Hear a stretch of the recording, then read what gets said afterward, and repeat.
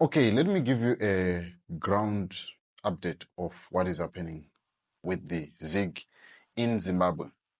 First of all, you must understand that people are still facing challenges, especially those that are in the informal sector, those that are selling small things like Wantengesa Maputi, those that are selling phrases, that are selling small things. They are facing a challenge with the issue of the bond note.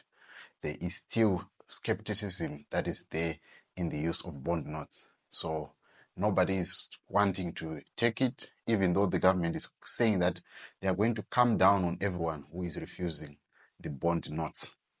That is point number one. Then number two, you also saw on social media there is that videos that were circulating whereby people were actually getting change in the combis of jiggies, and there was another one whereby somebody was actually giving people a cup of beans. So that shows you that people are no longer having confidence on the bond note, which has been declared by the government that it is still useful and it is supposed to work to do or to perform all other transactions. Then there is other word on the street which also say that there is the ZiG is actually transacting well. People are making transactions whereby they can transfer monies from bank to bank and all that, which is happening. But the challenge now is on selling airtime. I received a notification yesterday that one money has been restored, all the services have been restored, but the one that can buy airtime is still a problem.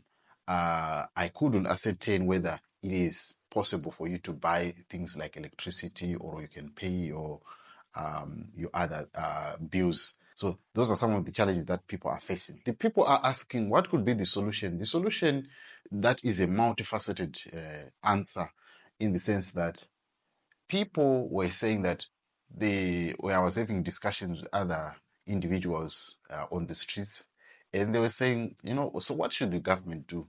And people are saying, once bitten, twice shy. We saw this before. We saw this with the issue of the quadrillion during the time of Gono era.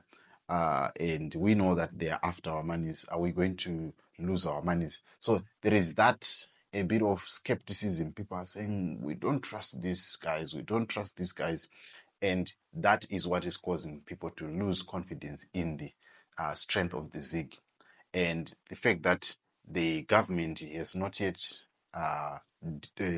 de-dollarized so in all their departments. So that is what is causing a lot of panic. I saw the permanent secretary in the Ministry of Finance, Mr. Dr. Guamatanga, saying that we have not yet de-dollarized, so this is a gradual process. So the question now that people are asking is, if you are not accepting this ZiG, when do you expect us as citizens to accept it? But then the question, the issue now is, if all these garages or all these fuel purchases are going to be done in ZiG, where is the government going to get the foreign currency to then buy the fuel outside? Because we don't produce fuel in Zimbabwe. So that is where the people are saying, yes, you might want the government to accept these monies for passport payments and everything.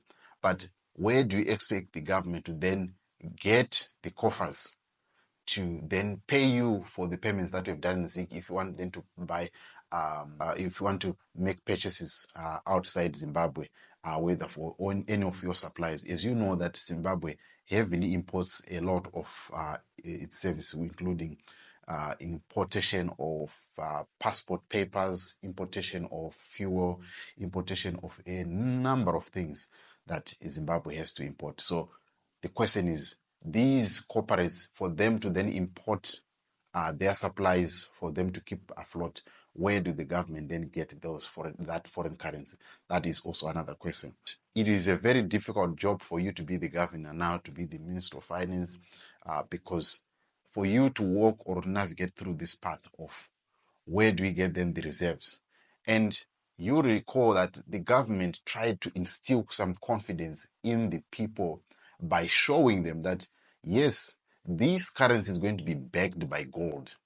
But in doing so, there is also a history of when the introduction of the bond note was there, they brought in Afrexim Bank and said Afrexim Bank was going to back the money. And you know that the bond note, now you can see a lot of bond notes that are thrown everywhere. So the question is, that move of trying to instill the confidence in the people, was it a move that the government could do? It had to do that. But also at the same time, it actually showed them, they actually shot themselves in the foot, in the sense that, you recall in the GNU era when Tendai Biti said the country is now left with this amount of money. And the former president, Robert Mugabe, said that statement was a threat to national security.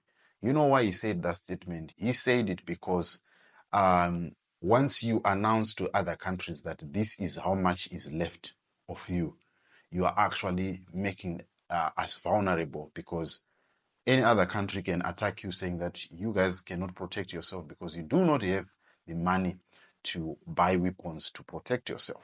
So it is a national security threat. So in the government trying to explain or to instill confidence in the people, they ended up trying to tell the people that this is the amount of gold and reserves that we have. And in doing so, they did not instill a lot of confidence in the people. So that is the ground report that I have for you for JCTV Africa and Gambakwe. I'll see you tomorrow when I give you another ground update of what is happening on the streets and in Harare and Zimbabwe.